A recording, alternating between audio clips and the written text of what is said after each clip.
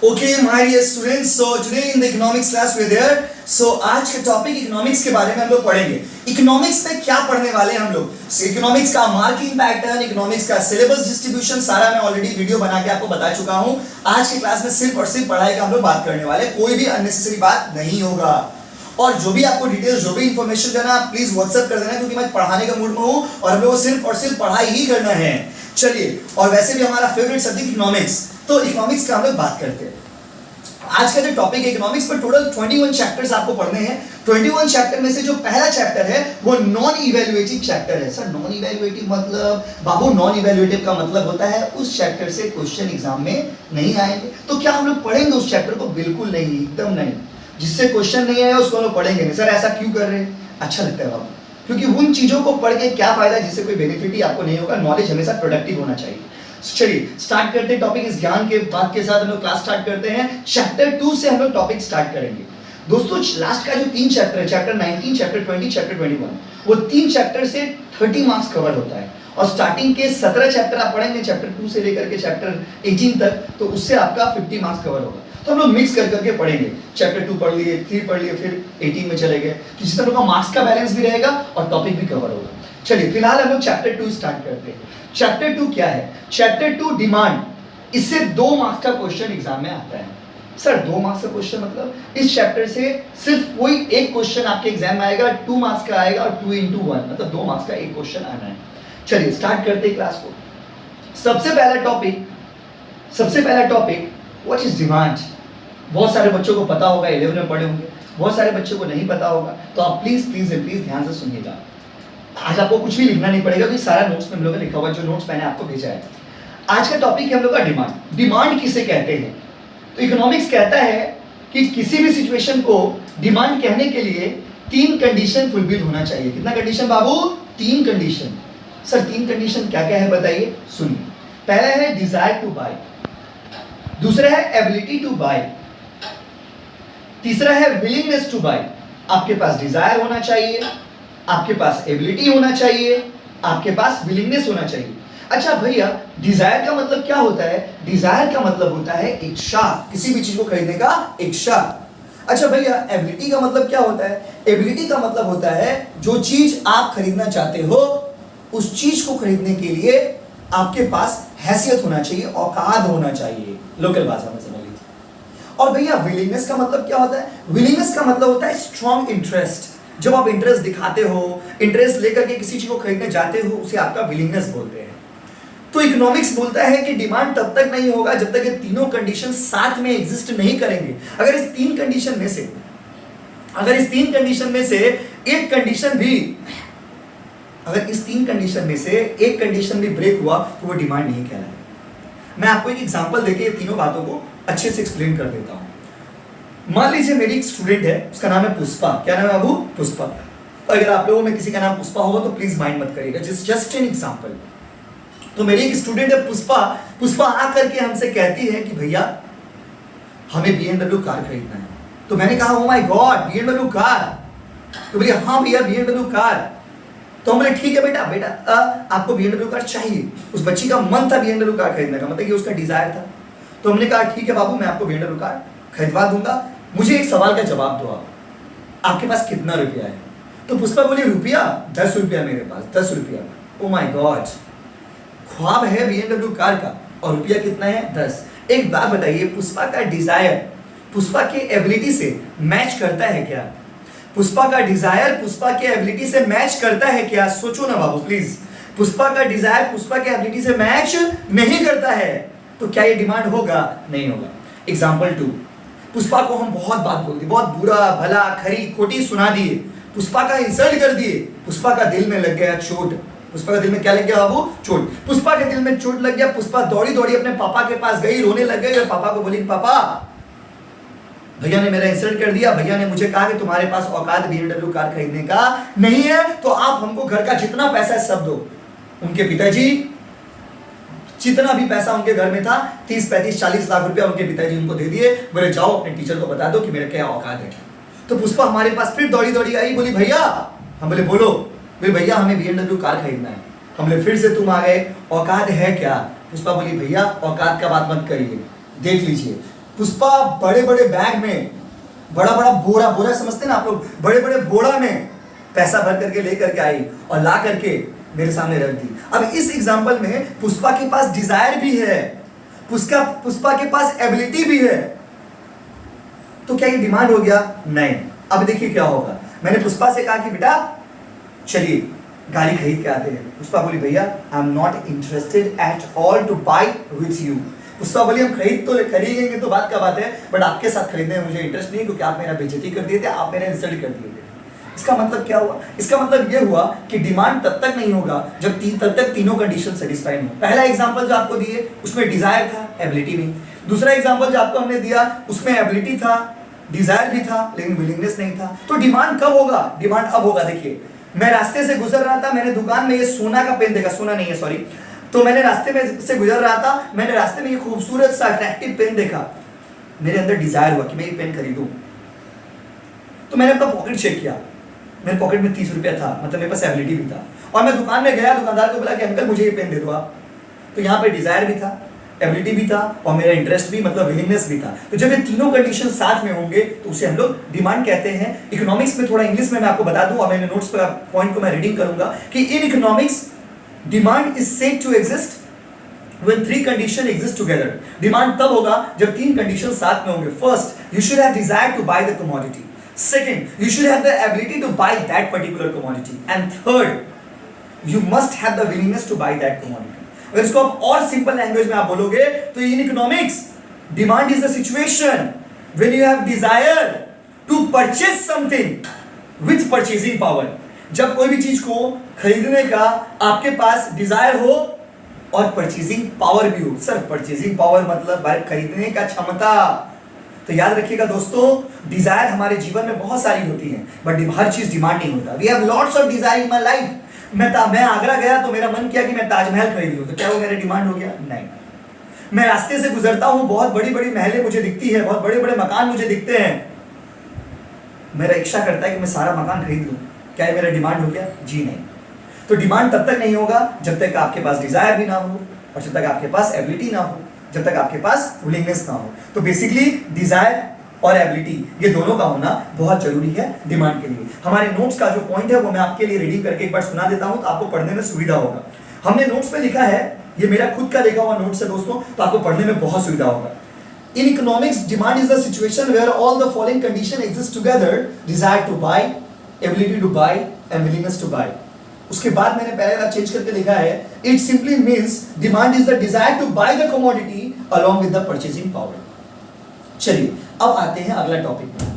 अगला टॉपिक है इस चैप्टर का फैक्टर्स अफेक्टिंग डिमांड या डिटरमिनेंट्स ऑफ डिमांड। भैया फैक्टर्स अफेक्टिंग डिमांड मतलब, भैया डिटरमिनेंट्स ऑफ डिमांड मतलब, अरे मेरे भाई और मेरे बहन लोग, फैक्टर्स मतलब जो चीज डिमांड को अफेक्ट करते हैं, डिटरमिनेंट्स मतलब भी जो चीज डिमांड को अफेक्ट करते हैं। तो आप कंफ्यूज मत होना, एग्जाम्स में ये क्वेश्चन बहुत बार आया है कि मेंशन 2 फैक्टर्स अफेक्टिंग डिमांड। कोई भी 2 फैक्टर बता दो बाबू जो डिमांड को प्रभावित करता हो, जिससे डिमांड बढ़ता और घटता है। तो अभी आपको आगे वाले टॉपिक में मैं आपको पढ़ाऊंगा कि वो कौन कौन से फैक्टर है जिससे डिमांड बढ़ता और घटता है। वैसे तो बहुत सारे फैक्टर्स हैं, बट कुछ इंपॉर्टेंट फैक्टर्स का डिस्कशन हम लोग करेंगे, जिससे क्वेश्चंस भी एग्जाम्स में आते हैं और हमारे इलास्टिसिटी चैप्टर्स में भी हमारा हेल्प होगा। पहला जो फैक्टर है हमारे नोट्स में भी आपको मिलेगा, price of the commodity. Sir price of the commodity मतलब, देखिए ये क्या दिख रहा है आपको बताइए, ये है पेन। इकोनॉमिक्स के लैंग्वेज में हर एक सामान को हम लोग क्या बोलते हैं? कमोडिटी। और इस पेन का दाम है 30 रुपया। कितना दाम है बाबू? 30 रुपया। तो प्राइस ऑफ द कमोडिटी कितना हो गया? 30 रुपया। अब सवाल ये है कि प्राइस ऑफ द कमोडिटी का मतलब तो हम लोग समझ गए, बट प्राइस से डिमांड में कैसा रिलेशन है? प्राइस बढ़ता है तो डिमांड पे क्या अफेक्ट पड़ता है? क्लास 11 में भी ये बात आप पढ़े थे, फिर से मैं यहाँ पे बताता हूँ दोस्तों। प्राइस में और डिमांड में, किसी भी सामान का दाम और उसका डिमांड दोनों में नेगेटिव रिलेशन होता है। सर नेगेटिव रिलेशन मतलब, बताता हूं सर, सुनिए। सपोज मान लीजिए आप बाजार में आलू खरीदने गए, आप सोच करके गए कि आलू का दाम 10 रुपये किलो होगा और हम 5 किलो खरीदेंगे। आप सोच करके गए कि आलू का दाम 10 रुपए किलो होगा और हम 5 किलो आलू खरीदेंगे, बट जब आप बाजार में गए तो आपने क्या देखा? जब आप बाजार में गए तो आपने देखा कि आलू का दाम 5 रुपया हो गया था। कितना हो गया था बाबू? 5 रुपये। ओ माय गॉड, सो सस्ता। आलू का दाम 5 रुपए किलो हो गया। अब जब आलू का दाम 5 रुपए किलो हो गया, आप दिल से सोच के बताइए, आलू का दाम घट गया कि बढ़ गया? आलू का दाम घट गया ना बापू। हमने सोचा था 10 रुपया होगा, और दाम हो कितना गया? 5। अब अगर आलू का दाम घट गया है तो अब आप बताइए, आलू ज्यादा खरीदेंगे या कम खरीदेंगे? सोचिए, सोचिए, प्लीज सोचिए। दोस्तों, आपके दिल से एक आवाज निकलेगा कि अगर आलू का दाम घट गया है तो हम आलू ज्यादा खरीदेंगे। अच्छा, दूसरा एग्जांपल, आप सोच के गए कि आलू का दाम 10 रुपया होगा, बट ये लॉकडाउन का टाइम चल रहा है, तो मान लीजिए पूरा बाजार में एक ही तो आलू वाला आलू बेच रहा है, और अगर एक आलू वाला आलू बेच रहा है तो उसका भाव बहुत बढ़ा हुआ, भाव समझते ना आप लोग, बहुत डिमांड बढ़ा हुआ, बहुत डिमांड बढ़ा दी। आप उसके पास गए, बोले चाचा आलू कितना करके? तो चाचा आपको बोले कि आलू का दाम 30 रुपए किलो। आप सोच के गए 10, अब बोल रहे हैं 30 रुपए किलो। अब आप बताओ, आप ज्यादा खरीदोगे या कम खरीदोगे? प्लीज बता दीजिए। आप कम खरीदेंगे ना, क्योंकि आलू महंगा हो गया। इस कहानी से आपको क्या सीखने को मिला? इस कहानी से आपको सीखने को यह मिला कि जब कोई सामान महंगा होता है, कोई सामान महंगा होता है तो हम लोग कम खरीदते हैं, और जब कोई सामान सस्ता होता है तो हम लोग ज्यादा खरीदते हैं। मैं थोड़ा यहां पे दिखाता हूं आपको। जब कोई सामान महंगा होगा तो उसका डिमांड घट जाएगा, और जब कोई सामान सस्ता होगा तो उसका डिमांड बढ़ जाएगा। ये जो आप देख रहे हो, मेरे दोनों हैंड्स के बीच में अगर आप देखोगे तो उल्टा दिख रहा है आपको। एक चीज नीचे है तो एक चीज ऊपर है, फिर एक चीज नीचे होगा तो एक चीज ऊपर होगा। मतलब दोनों में कैसा रिलेशन है? इनवर्स। सर इनवर्स मतलब? अरे भाई नेगेटिव। सर नेगेटिव मतलब? इनडायरेक्ट। इनडायरेक्ट मतलब उल्टा। तो प्राइस और डिमांड में कैसा रिलेशन है भाई? प्राइस और डिमांड में नेगेटिव रिलेशन है। क्योंकि ये सारे टॉपिक को अच्छे से समझना इसलिए जरूरी है क्योंकि इलास्टिसिटी में आपको समझने में सुविधा होगा। तो याद रखिएगा, प्राइस में और डिमांड में नेगेटिव रिलेशन है। नेगेटिव रिलेशन का मतलब होता है जब किसी सामान का प्राइस बढ़ता है तो उसका डिमांड घट जाता है, और जब किसी सामान का प्राइस घटता है तो उसका डिमांड बढ़ जाता है। अगर एकदम लोकल भाषा में बात करेंगे तो we can say that there is a negative relationship between the price and quantity demanded, because when the price goes up demand comes down and the price falls, demand goes up. अब इसी बात को हमारे notes में कैसे लिखा है मैंने आपको पढ़ के सुनाता हूं। देखिए, हमने नोट्स में लिखा है कि there is a negative, indirect or inverse relationship between price of the commodity and quantity demanded, other factors remaining constant। भैया other factors remaining constant मतलब और भी बहुत सारे फैक्टर हैं। जब सारी परिस्थिति सामान्य हो, जब सारे परिस्थिति कांस्टेंट हो, तो उस सिचुएशन में क्या होगा? It simply means higher price then lower will be the demand and vice versa। Price अगर बढ़ेगा तो डिमांड घटेगा, और प्राइस अगर घटेगा तो डिमांड बढ़ेगा। ये सिचुएशन लिखा हुआ है। और याद रखिएगा, अदर थिंग्स रिमेनिंग कांस्टेंट का मतलब होता है, जैसे मैं आपको एग्जांपल देता हूं, मैं कह रहा हूं कि 5 तारीख से हम लोग कोचिंग में क्लास स्टार्ट करेंगे। अदर थिंग्स रिमेनिंग कांस्टेंट मतलब क्या? अगर सारी परिस्थितियां सही रही तो, अगर सारी परिस्थितियां कांस्टेंट रही तो, अगर लॉकडाउन ठीक 3 तारीख को खुल गया तो, मतलब ये हो गया अदर थिंग्स रिमेनिंग कांस्टेंट। बात समझ लेना। तो इसको बोलते हैं हम लोग प्राइस और डिमांड का रिलेशन, और इसी को दूसरे लैंग्वेज में प्राइस इफेक्ट भी कहते हैं। अच्छा, मैं एक बात पूछता हूं, अगर आपसे कोई पूछेगा कि बताइए प्राइस इफेक्ट क्या होता है, तो आप बोलोगे प्राइस इफेक्ट नेगेटिव होता है। नेगेटिव क्या बोलेगा? नेगेटिव मतलब अरे भाई प्राइस बढ़ेगा तो डिमांड घटेगा, और प्राइस घटेगा तो डिमांड बढ़ेगा। I think it is crystal clear with you all. मुझे लगता है कि आप लोग सारे बच्चे इस बात को एक लाइन में समझ गए होंगे। अब मैं दूसरे पॉइंट में जाता हूं। अब इस नोट्स का दूसरा पॉइंट है income of the consumer. Income से डिमांड में कैसा रिलेशन है? इनकम से डिमांड में कैसा रिलेशन है? किसी भी कंज्यूमर का इनकम उसके डिमांड को कैसे प्रभावित करता है? अब मैं आपको ये पढ़ाऊंगा। आपका इनकम से आपका डिमांड कैसे रिलेटेड है, देखिए। तो इनकम से, इनकम और डिमांड के रिलेशन को पढ़ने के लिए आपको 2 अलग अलग सिचुएशन समझना पड़ेगा, 2 अलग अलग गुड्स के बारे में आपको जानना पड़ेगा। दोस्तों, इनकम के नजरिए से अगर आप देखोगे तो 2 तरह का सामान होता है। एक होता है सुपीरियर गुड्स, एक होता है इंफीरियर गुड्स। भैया सुपीरियर गुड्स मतलब हाई क्वालिटी गुड्स, अच्छा सामान को सुपीरियर गुड्स बोलते हैं। भैया इंफीरियर गुड्स मतलब लो क्वालिटी गुड्स, खराब सामान को हम लोग इंफीरियर गुड्स बोलते हैं। तो आप सोचते होंगे अच्छा एक एग्जांपल दीजिए ना सुपीरियर गुड्स का और इंफीरियर गुड्स का। वैसे अगर आप कहोगे, वैसे there is no perfect example of superior goods और इंफीरियर गुड्स। सर ऐसा क्यों? मैं आपको बताता हूं। जैसे एग्जांपल देता हूं, देखिए एक गरीब इंसान के लिए दुनिया में कोई चीज, देयर इज नथिंग से सुपीरियर और inferior for a poor person. एक गरीब इंसान के लिए सुपीरियर और इंफीरियर बोल के कुछ नहीं होता है। उनके लिए सब कुछ ही बराबर है। बट एक अमीर लोग इसको डिफरेंशिएट करते हैं, मतलब यहाँ पे इनकम का इफेक्ट आ गया। एक अमीर लोगों के लिए ये सुपीरियर और इंफीरियर कॉन्सेप्ट आता है। जैसे एक एग्जांपल देता हूँ, सपोज मान लीजिए आपके घर का इनकम लेवल बहुत लो है, सपोज आपका घर का इनकम बहुत कम है, तो पापा एक फेस वॉश लेके आते होंगे, वही फेस वॉश सुबह लगाएंगे, वही फेस वॉश दोपहर में लगाएंगे, वही फेस वॉश शाम को लगाएंगे, वही फेस वॉश भाई लगाएगा, वही फेस वॉश बहन लगाएंगे, वही फेस वॉश पापा, वही फेस वॉश मम्मी, सभी लगाएंगे, सभी लोग वही फेस वॉश यूज करेंगे, क्योंकि आपका इनकम कम है।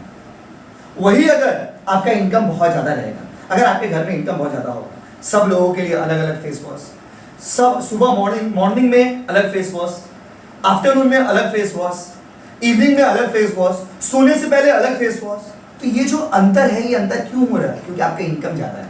तो दुनिया में याद रखिएगा, सुपीरियर गुड्स और इंफीरियर गुड्स का कोई एग्जांपल नहीं, परफेक्ट एग्जांपल नहीं होता है, बट हाँ, हर वो चीज जो आपको छोटा लगने लगे, हर वो चीज जो आपको लो क्वालिटी लगने लगे, उसे इंफीरियर गुड्स कहते हैं। और हर वो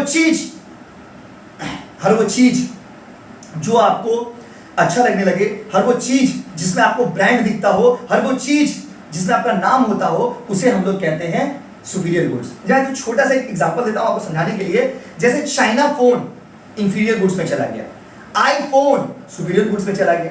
अब मैं आपको आगे समझाता हूं, तो इनकम से डिमांड में क्या रिलेशन है उसको मैं आपको आज समझाता हूं। देखिए, the relation between income and demand can be studied under two situation। Income और डिमांड का रिलेशन आप दो अलग सिचुएशन में समझ सकते हो।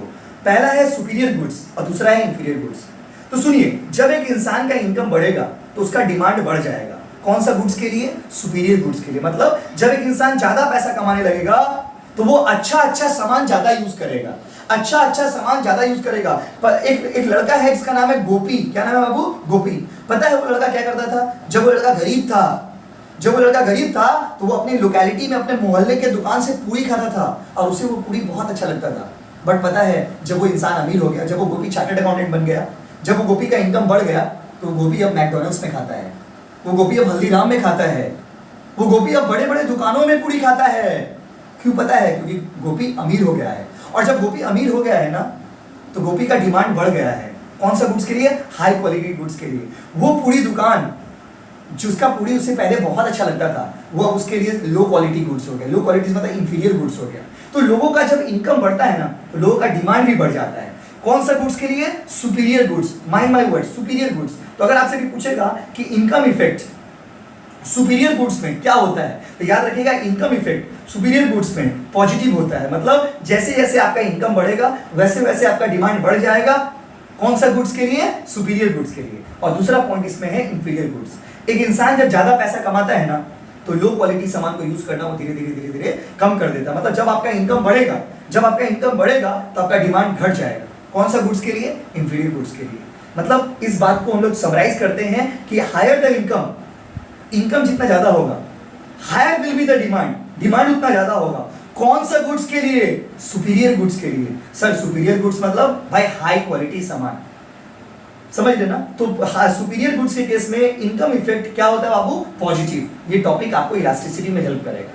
अब आते हैं लो क्वालिटी सामान के लिए। जब आपका इनकम बढ़ जाएगा तो लो क्वालिटी सामान को आप यूज करना कम कर दोगे, मतलब आपका डिमांड घट जाएगा और उसका केस में आपका रिलेशन क्या हो जाएगा? नेगेटिव। मतलब जब ज्यादा कमाएंगे ना तो सस्ता सामान कम यूज करेंगे। तो अगर आपसे भी पूछेगा कि बताइए इंफीरियर गुड्स के केस में कैसा इफेक्ट होता है इनकम का, तो नेगेटिव। तो जब एक आदमी ज्यादा कमाएगा तो लो क्वालिटी सामान कम यूज करेगा। आप सोच के देखो, साइकिल से भी तो हम जा सकते हैं ना रास्ते में, फिर ये रॉयल एनफील्ड क्यों? इनकम बढ़ेगा तो हाई क्वालिटी सामान लोग यूज करते हैं। अभी अगर और इनकम बढ़ जाएगा तो हम बाइक से भी तो जा सकते थे ऑफिस, बट BMW कार क्यों? क्योंकि इनकम ज्यादा है। तो जिसका इनकम ज्यादा होगा उसका डिमांड ज्यादा होगा अच्छे सामानों के लिए, मतलब सुपीरियर गुड्स के लिए। जब आपका इनकम बढ़ेगा तो आपका डिमांड घट जाएगा, आप कम खरीदोगे। कौन सा goods? Low quality goods, inferior goods. ये था सेकेंड पॉइंट। इसको मैं पढ़ के सुनाता हूं आपको क्या लिखा हुआ, देखिए। नोट्स पे हमने लिखा है, the income effect can be understood under the following situation. Income effect is positive in case of superior goods. That means the demand will increase with the increase in income of the consumer. मतलब superior goods के case में जितना ज्यादा पैसा कमाएंगे उतना अच्छा सामान यूज करेंगे। जो आदमी पहले विम बार से नहाता था, एक बच्चा था जो पहले विम बार से नहाता था, अब वो वाइल्ड स्टोन से नहाएगा। वही विम बार जिससे बर्तन भी धोता था और नहा भी लेता था, वही विम बार अब उसको खराब लगने लगेगा। पता है क्यों? क्योंकि विम बार उसके लिए इंफीरियर गुड्स बन जाएगा। पता है क्यों? क्योंकि उसका इनकम बढ़ गया।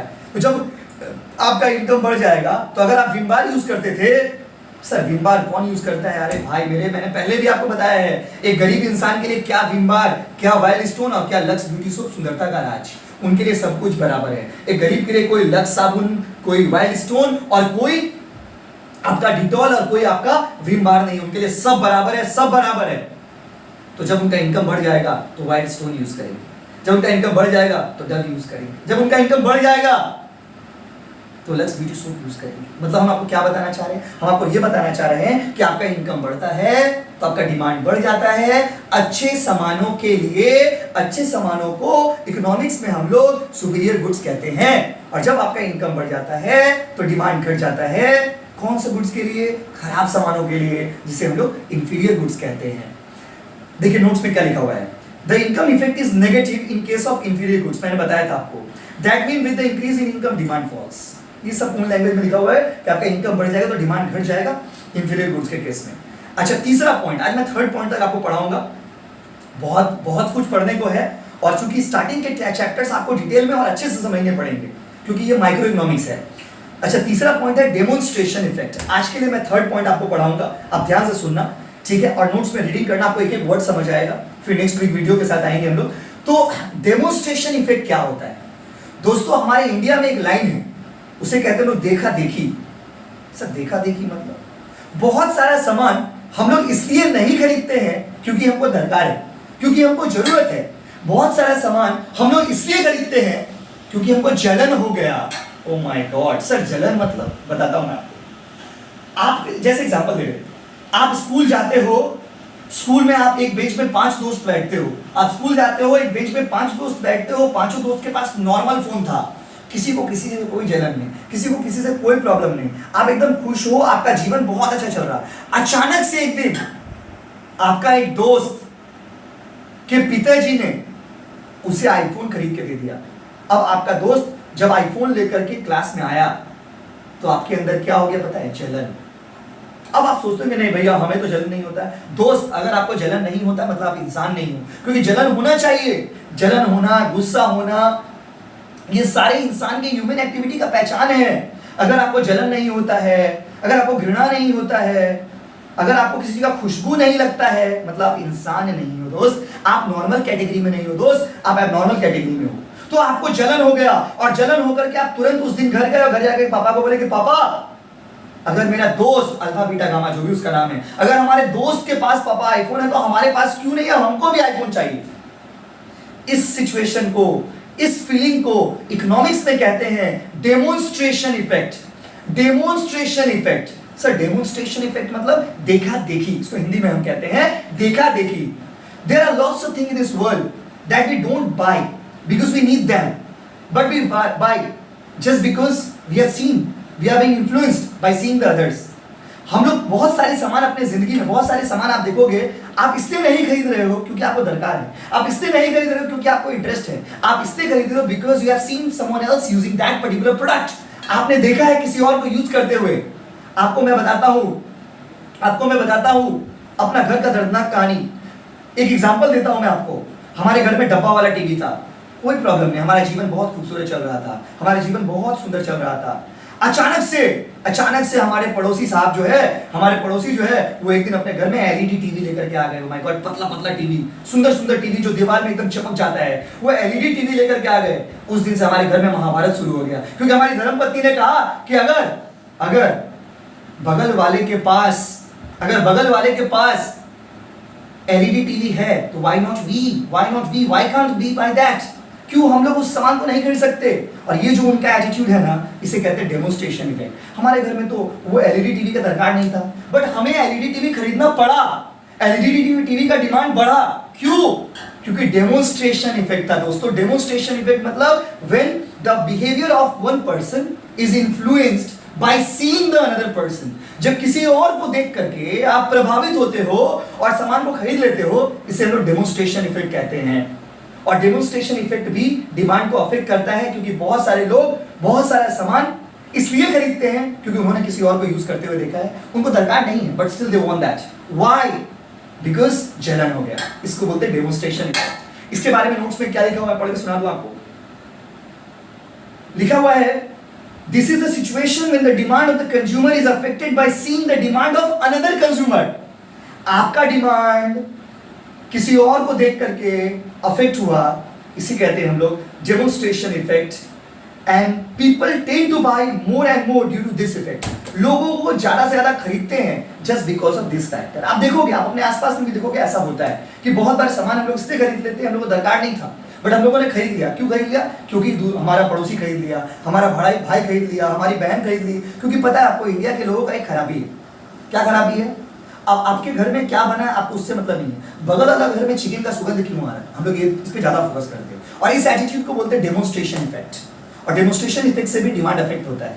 Thank you so much my dear students, आज के इस वीडियो को देखने के लिए। और इंपॉर्टेंट बात सुन लीजिए, आप लोगों में जो भी बच्चे इस वीडियो को देख रहे हैं, आप प्लीज एक बार कमेंट सेक्शन में जाकर के कमेंट कर दिए, कुछ भी कमेंट कर दीजिएगा, तो I would be able to understand कि बच्चों ने देखा है इसको, किस किस बच्चों ने देखा। Thank you so much, thank you so much.